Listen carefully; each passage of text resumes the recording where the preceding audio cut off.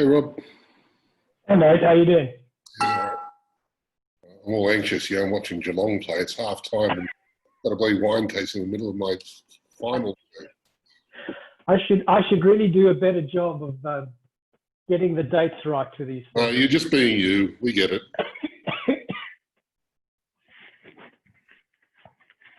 It's amazing how these things have changed since this morning. Yeah. They've really settled into their groove. When I opened everything, I was quite surprised by how they were showing because they were so different and all over the place. But now they're absolutely following. No, very clearly the same family. Yeah, no question. It's definitely a style that's flowing through the whole lot of them.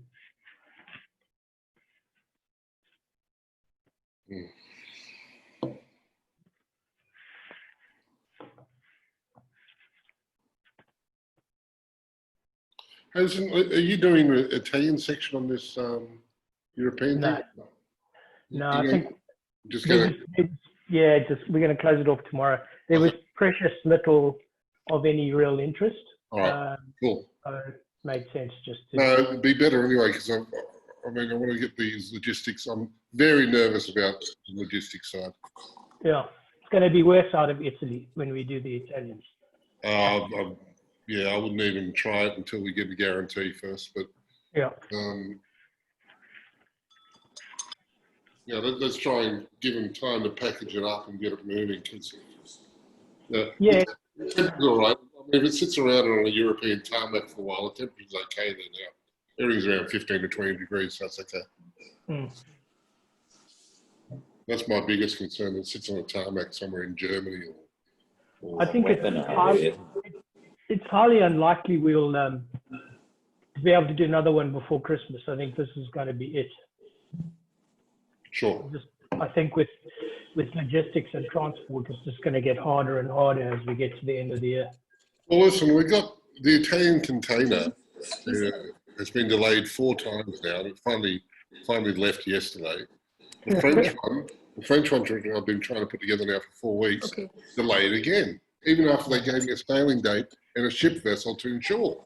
So we've got to insure a ship that's got none of our wine on it. So, I mean, that's how bad it is at the moment out of France. And God knows what's happening in Spain after what's happened in Madrid yesterday. Yeah, I think it's horrendous.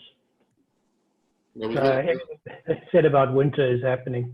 I've got 5 pallets sitting in Barcelona that are supposed to be on a ship, but no one tells it's the Murray Celeste. Yeah, this is going to be the most sensible place. Dinah just doesn't go to the kitchen. Yeah, no, I actually know. Okay. What would you like to do?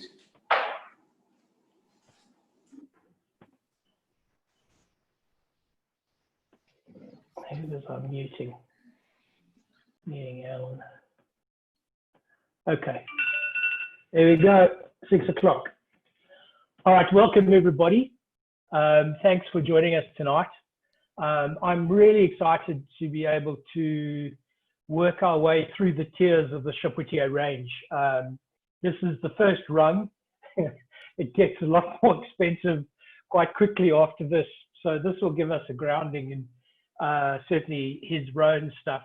Just some brief overview to the Marc Chapoutier phenomenon. This is an enormous operation. And we're looking today just at the Morodoree from Northern Rhone. Let's see if I can get this thing to.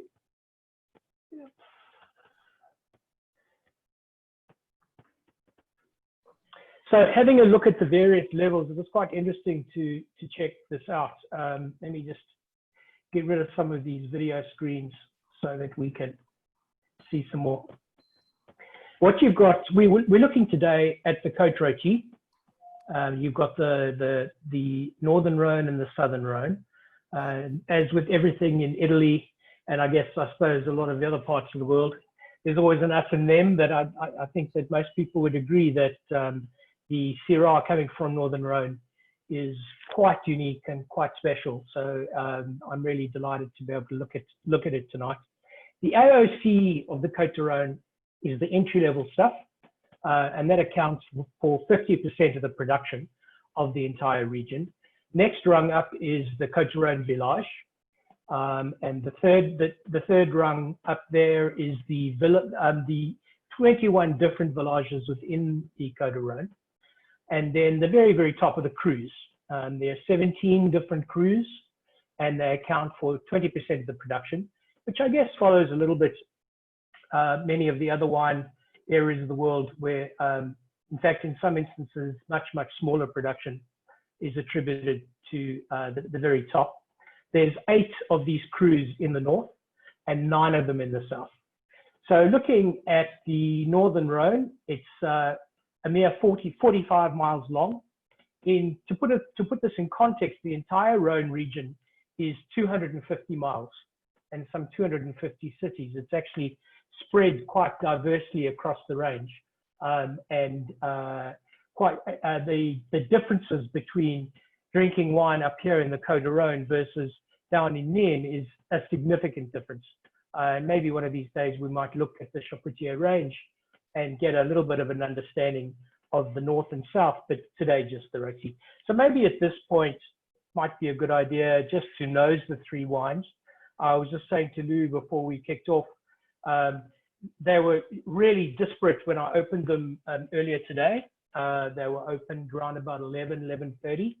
I double decanted them because the phenolics were quite tight and compact initially. I'm quite pleased with how they've evolved since then.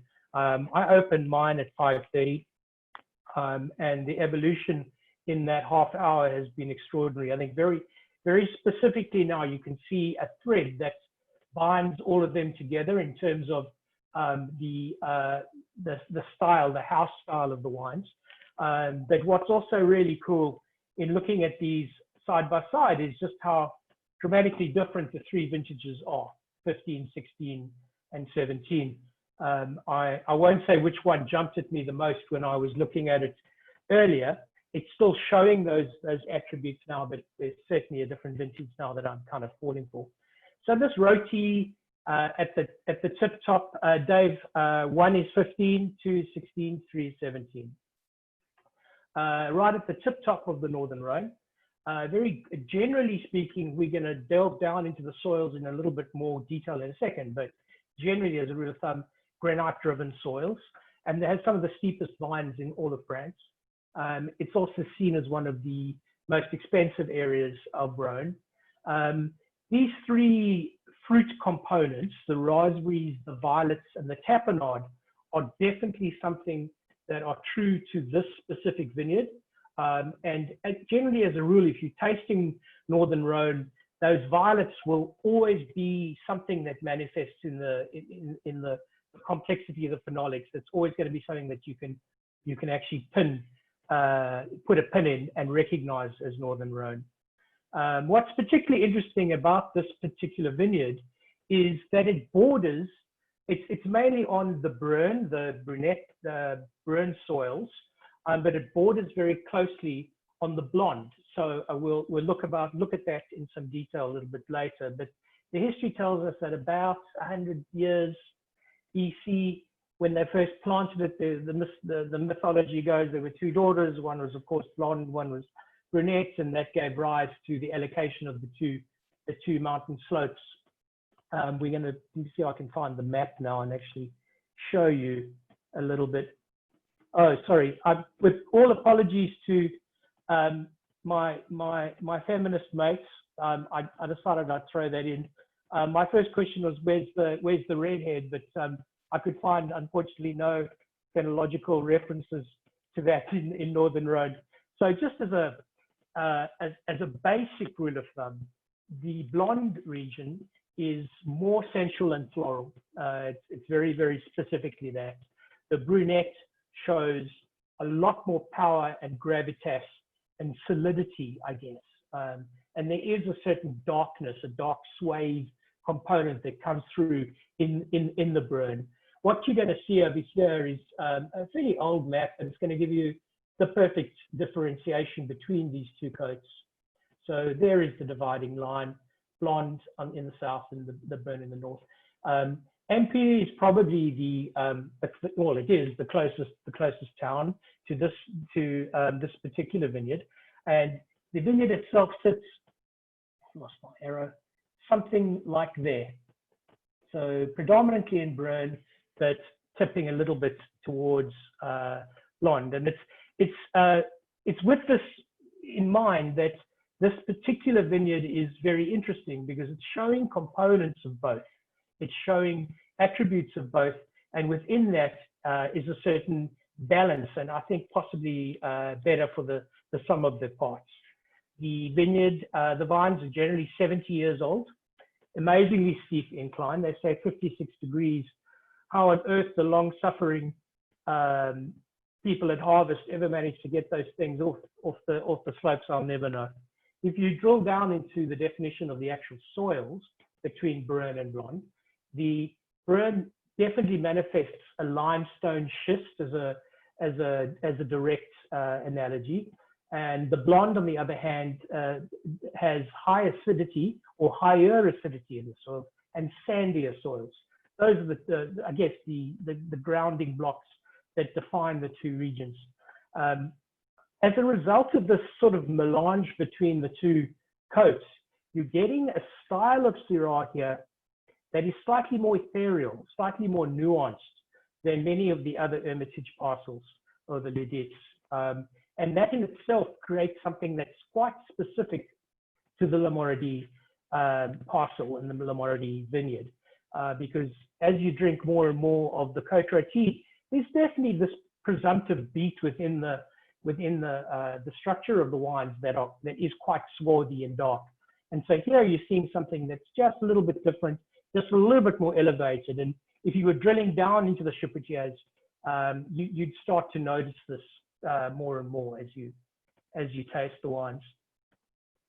In terms of the comparative vintages, and then we can get on to drinking. I've pulled the E. Robert Parker ratings here in terms of 15, 16, and 17. And I just want to preface it by saying numbers are numbers. At the end of the day, you can end up loving wines here today that don't conform to what the critics say, but it's an interesting guide nonetheless to get a feel for what the zealots might say about it.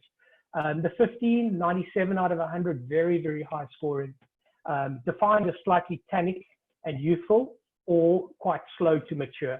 The 15 is the one that's got 97 points from Parker. The 16, just as a general vintage definition, far lower performance and something that's earlier and more accessible.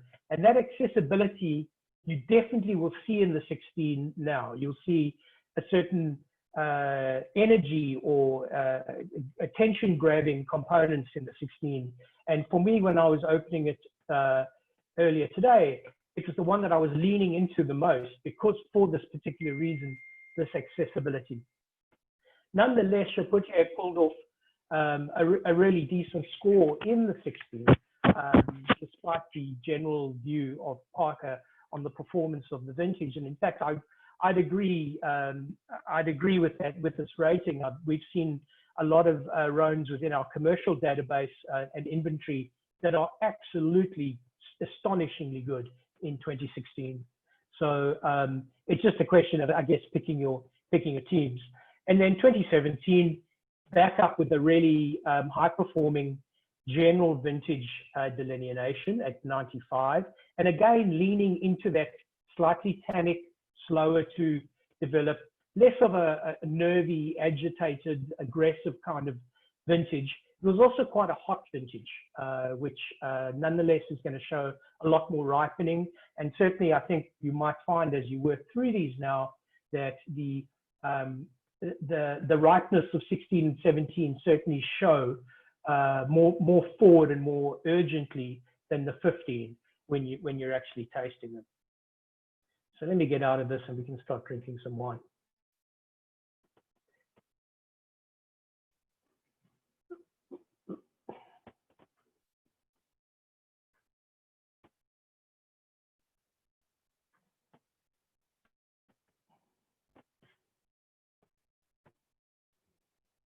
Right, have I got you back? No?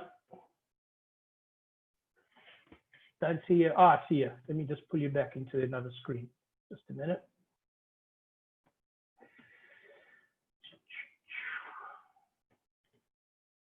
Right, there you all are. Right, so I guess the best place to start in terms of the tasting itself is to just see what you think about the three noses. I was quite interested in, there's a component, a sort of certain tobacco component in 16 that I really quite like.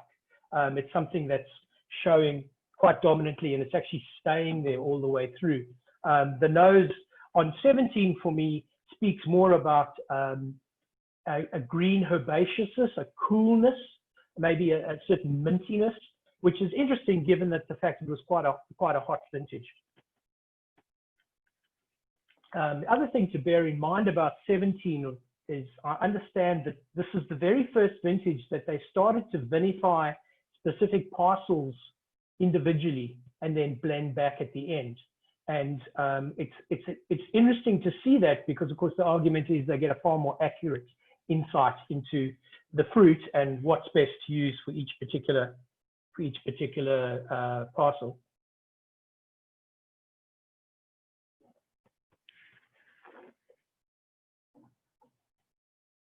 I think with 15, I don't know how you guys feel, but for me, it's got a delicacy and a nuance about it that the other two aren't showing.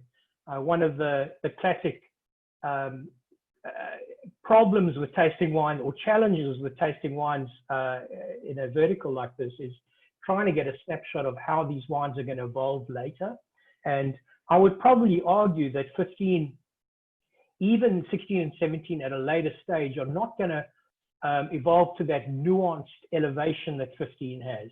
I think that there's something very special. And when I was talking earlier about one of the one of the very specific markers of the Morodee vineyard being that it has this lightness in comparison to a lot of the other Côte Rôtie, you're seeing that characteristic in the 15 particularly clearly, I think.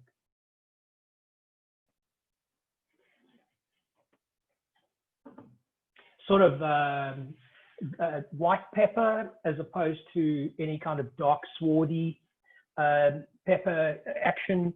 And I really love the texture. There's this cashmere silky softness about the 15 that's just glorious. As you move into the 16, yeah, the tobacco is staying there. There's a kind of glycerin-y oiliness in the nose. And if I remember correctly, I'm seeing it a little bit on the palate as well.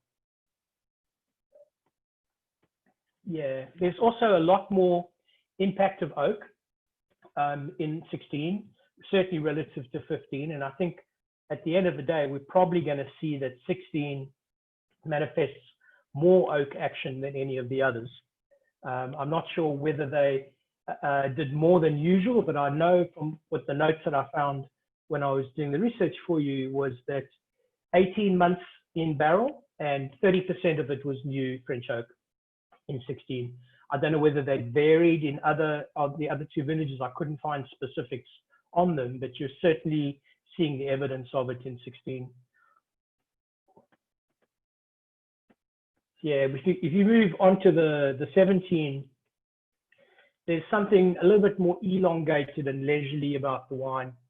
There's something sort of smooth and seamless in the nose that, again, is probably harping back to the characteristics of 15 in the phenolics.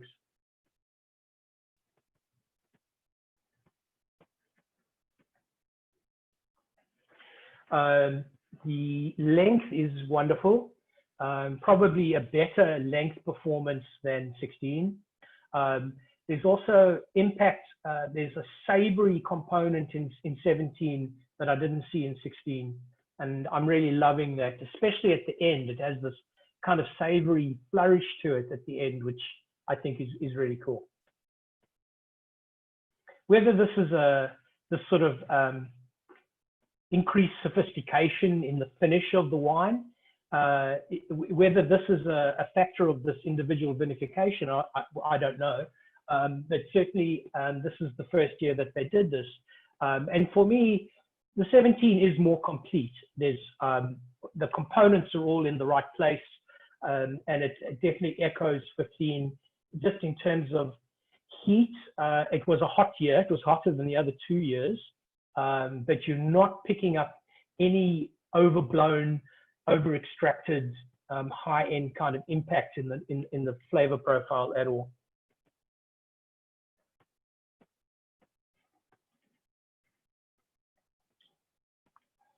Yeah, I'm loving that more and more. That sort of coolness is still there without question for me on the nose, but altogether a more structured wine than 16. It may well be that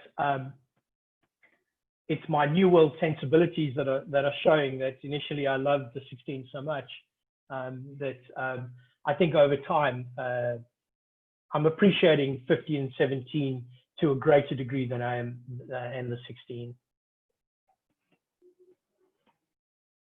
There was a note in one of the writings of an American critic on this vineyard where he put it really clearly that one of the reasons why Morodee is so interesting as a vineyard, aside from the fact that it borders on these two very different soil types and very different influences, the point was that he wrote that he finds maybe less mass in the wine and a more ethereal finish than anywhere else in Hermitage. And I thought that was a really succinct way to define the way these wines perform. And for me, 16 is showing more mass than 15 and 17, perhaps.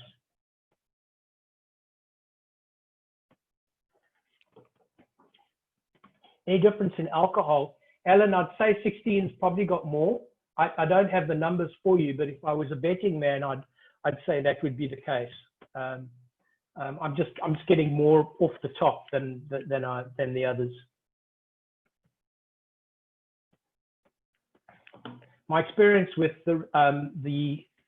so which is which vintage? Colin, you're starting with one on the number 1 is 15, number 2 is 16, number 3 is 17.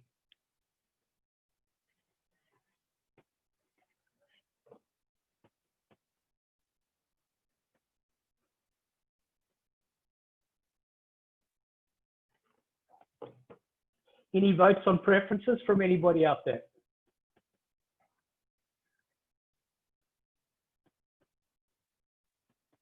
No calls? 16. Dave, what's your reason for, what's your rationale for that? Dave? Let's see if I can. I don't know. I really enjoy. I think it's got like almost like a kind of a roasted flavor. And yeah, 16. And I don't know. Like you said, it's more approachable right now. Yeah. 17. I don't know. I got to go back. But yeah, I thought by the nose, I thought I liked the 15 the best. But then I think I'm liking 16 after tasting. I really love 15 on the nose. For me, it's just on point. But the most exciting one from I guess a medium-term view is 17. I think it's showing a style and a sense of class that's just really beautiful. I'm a massive fan. It also helps that the 16 and 17 are the only 2 vintages we have for sale. Yeah, I know. So I'm trying to be commercial. As much as possible. I squeezed out of our current suppliers. I squeezed the last 4 bottles of the 15 that they had. I don't know. 17 has some greenness that I'm not really a fan of. Yeah, I picked it up on the nose and it follows through on the palate, the greenness. But for me, it's green not as in raw, more green as in mint and coolness. And maybe in the mid to back palate, there's a little bit of vegetal action, but it's not like it's overt. It's not like it's upsetting the entire finish for me, I think. Will that go away over time, do you think? I think so. I think it's a function of its cycle at the moment.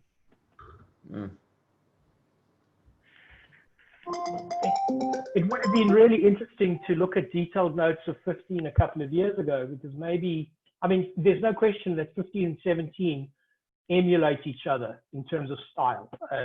They kind of speak the same tone. Having looked at a fair bit of 17s from elsewhere in the Rhone, they don't all do this. A lot of the other 17s are very similar to 16 in style, that heat. And it seems like Chapoutier has dodged the bullet with this 17. I'm not seeing any impact of heat in the wine at all. Whether that's just incredibly clever winemaking or how he's managed to achieve that, but I think it's a bit of a goal for him.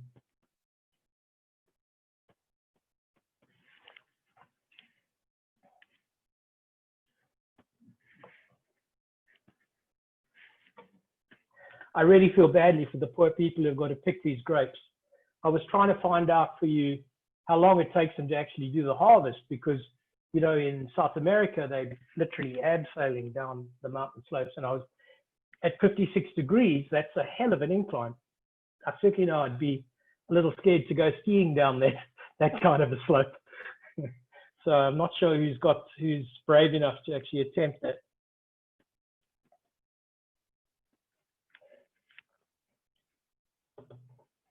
I think that for me on 16, there's that kind of fatness in the mid palate, that sort of puppy fat, and I'm just not sure that that's going to go away. I'm trying to think about my references to the other Rhones that I've had from 16, and it seems to be a style of most of the other ones that I've been lucky enough to have. And you're not seeing that in 17. It's just toned and really, really beautifully sleek.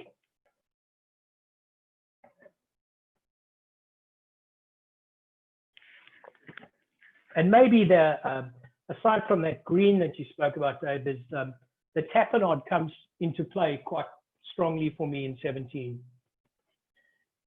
That sort of olive.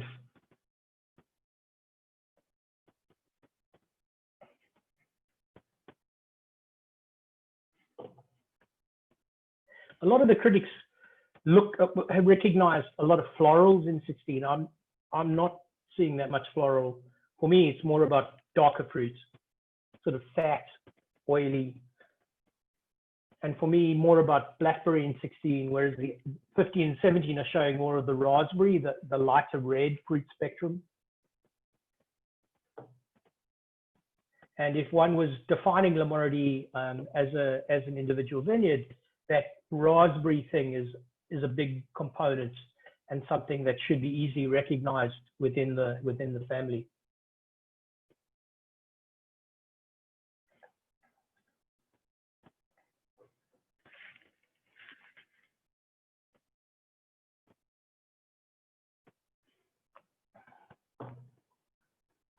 Alan, what are you saying? Train the vines very like Christmas trees. How on earth do they do that, mate? Because at a degree, at this incredible incline, how are they getting the sun? How are they accessing the sun correctly? They train the vines. Hi, it's Jennifer here. Jennifer Cleland. Oh, hi, Jennifer. Hi. Alan is my other half.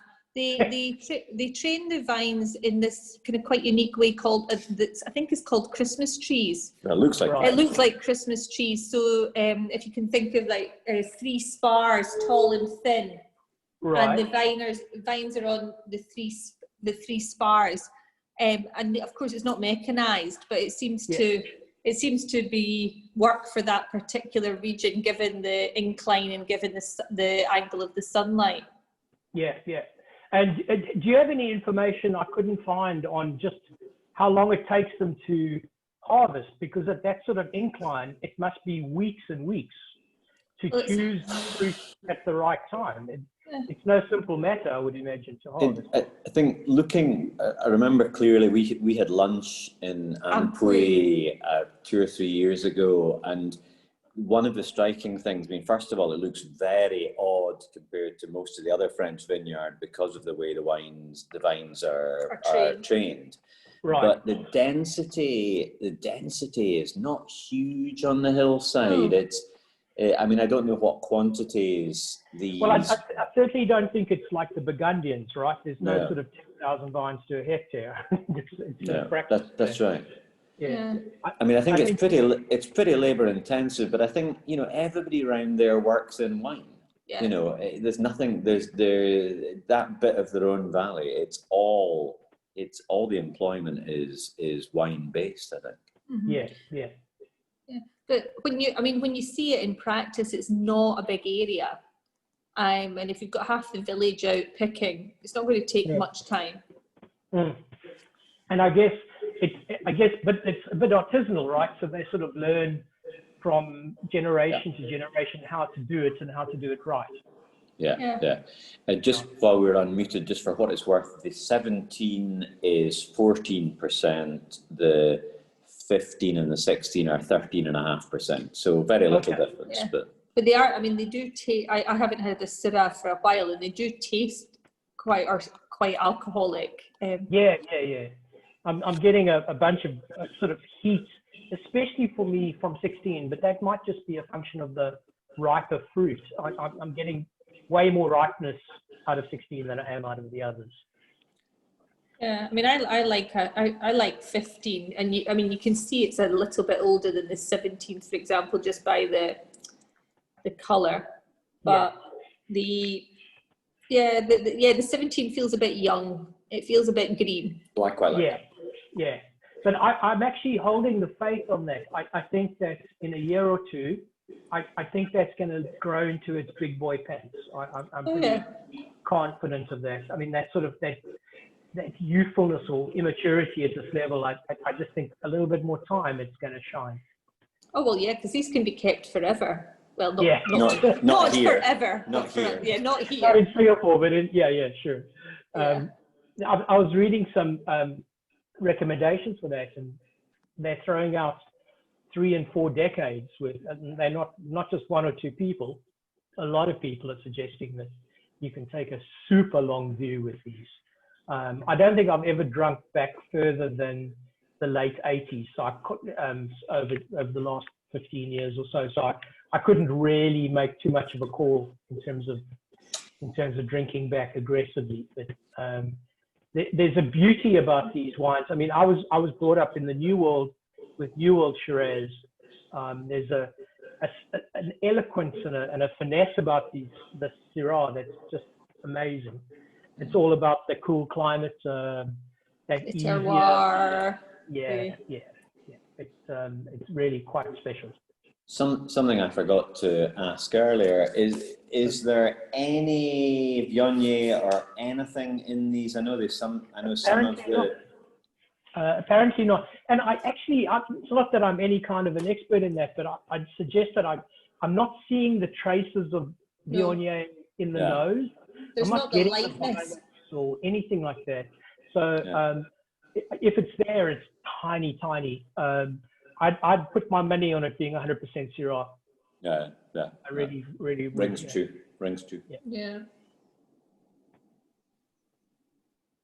Yeah.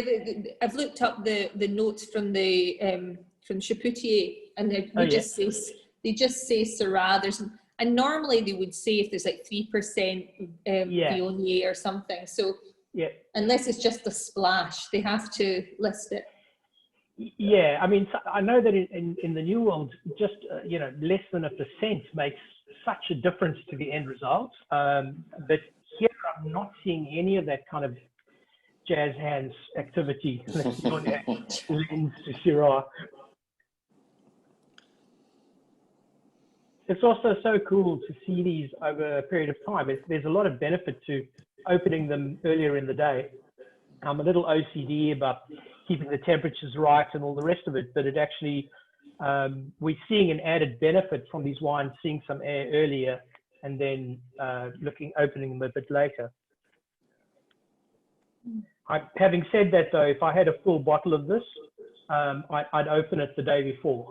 I'd probably be as aggressive as that. And just decant it, yeah. Yeah. With the aircon at 11 degrees. I always remember doing a tasting in Malaysia for somebody once, and they'd arranged these incredibly amazing wines from all over the world.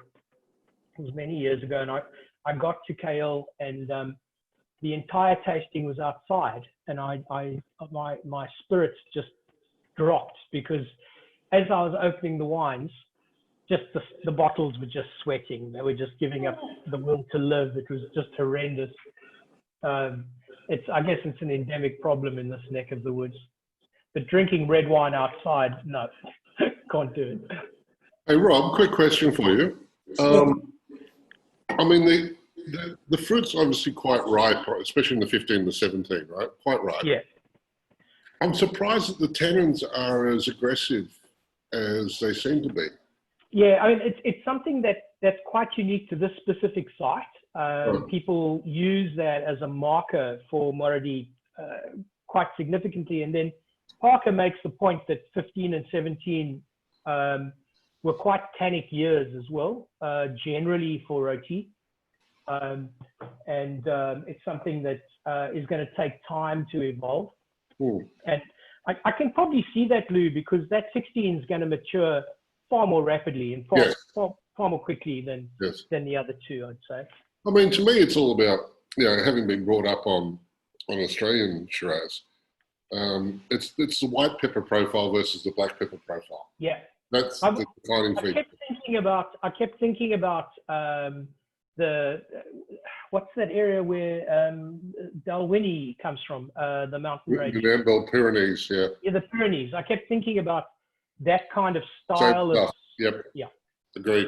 Yeah. Not nearly as finessed, because even if you go to the top of the tree, which is probably the eagle, there, there's still this kind of big muscularity where these wines they definitely have a subtlety to it. You know, the other guys who get the white pepper actually go is the Kiwi Shiraz. Yeah. Out of Gimlet Gravels. Yeah. They get, it's very much Northern Rhone style. Yeah. And in fact, I would probably agree with you. I draw a parallel between Gimlet and Rhone than I would anywhere else in Oz, I'd say. Yeah. Good wines. Impressive. Impressive. They're amazing. I mean, when I saw the full lineup of what we could look at, and if there's sufficient interest, we can go all the way to the Pavilion and Emite, etc. These things get really expensive. Yeah, they do, right? I mean, even when I was opening these today, I thought, "Oh my God, please don't let anything be corked, because I'm gonna be murdered." There's certainly the quality of these corks, and there's an argument that somebody makes that because of the advent of Stelvin in the New World, there's less demand for cork, and the French are actually able to get a better quality product out of Portugal these days than they ever did 10 years ago, which is an interesting argument. But I die 1,000 deaths as I taste these things, that's for sure.